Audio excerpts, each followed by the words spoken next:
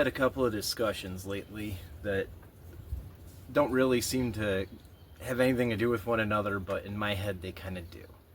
Probably because I think outside of the way that sane people think, to be honest. So I had a couple of discussions about weaponry, mainly about how useful a large, heavy weapon would be. And later at church, my pastor talked about how the word is a weapon. It's a tool, and it helps us. It gives us what we need to fight against the world and the lures of Satan, and how Jesus used it after the 40 days. Jesus didn't say, you know what, man, I'm gonna step on your head in the end. He didn't just smack him down. He used a little example. He proved a point. And that's actually the way that, while he wasn't trying to win over Satan, we're trying to win people over. We want them to understand that we are not bad, and that what they are doing is wrong, and their understanding is wrong. And so by understanding the Bible, they can better live a life. And so a couple of things that I got to thinking about. And one was that we have the sword of faith in the armor, and how the armor of God is completed with the sword of faith. And later, the word is described as sharper than a two-edged sword. And that has some context in it that we lose a little bit, because this would be a two-edged sword. It used to be a spring leaf in a truck, and now it's a sword because that's what I do. And in today's context, when we say a two-edged sword, what we mean is anything that can cut you and can cut me, right? That's Western context. But in Middle Eastern context, where the Bible was written, they had a lot of one-edged swords. They used cutting swords, like sabers. And so to them, something like this that would come from the West, Rome specifically is who they saw it from, but the Greeks also made two-edged swords, seems exotic. And to us, it's not that exotic. It's a sword, right? A two-edged sword doesn't cut me. It cuts you.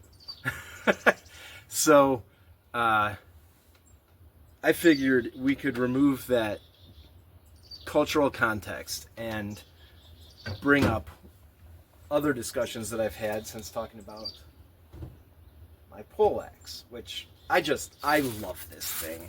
It also was a spring leaf, and these were shocks as well. These were old style coil shocks that one of my buddies who was making a lowrider gave me, and I hammered them into these shapes. So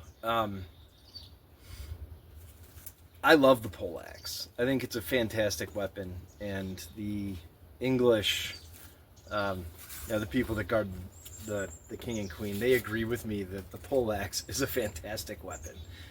But I always see it represented in games where you have this, right? People start back here, and they swing, and they strike, and it usually gets stuck in the ground or something, and it takes them like a second to recover. And then they come from back here again, right? And I don't know why we do that. Because any heavy weapon, going back to the axes that I discussed earlier, and now I'll defend my favorite tool as a weapon. Sure, I can swing out here, but I can also swing in here. I could even choke up on it if you're really close to me, right?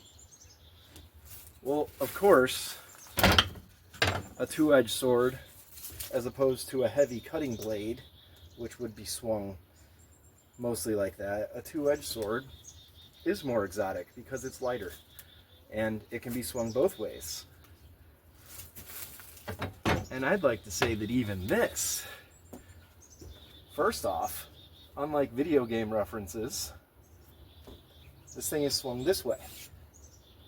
Right? I have some friends that are firefighters who are well versed in swinging a heavy axe. And this, just like a firefighter's axe, can also be used to poke and break things up. And so, with this weapon, I can poke, I can make close-in chops, I can make far-away chops by simply slipping my hand. And it goes from reaching only to here to reaching out to there, without all that ridiculous video game stuff. So, brings me to how everything came together in my mind. And that is what people refer to as Bible thumping. Right? People will just take the word and they'll smack you over the head with it. And it doesn't win anybody to anything. And Jesus didn't show us that that is the way to use the word of God. He said, a conversation that I've had. I knew a woman who had been abused by her husband. And she said that, well, he would open the Bible and show me that a woman must obey her husband. All right, now, a lot of people, unfortunately, have just hit her over the head with that line. And it doesn't mean that, because read the next line. Right? Instead of wielding this thing like it's a big heavy rock, you can parry with it. You can even make some space with it, right? You can do the same thing with the Word of God. So yes, it does say that a wife must obey her husband. What's the next line? Right, I'm going to parry. What's the next line? Now, using the word more agilely, that the husband must treat his wife as his own skin, because no man hates his own flesh. So, he's beating you. He's not following the word of God. Right? We're more agile because we are first. And when you know more, you can do more. And then it goes on to say in the Bible later, in other phrases, that Jesus is the husband to the church. Well, Jesus didn't beat the church. He died for the church. He lived for the church.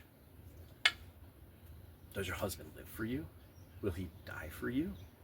Well, then he's not very biblical. And so it's the same with this thing, where I can keep things at a distance, I can attack close, far. The Word of God is agile, even though it seems like a big, heavy weapon. It's agile.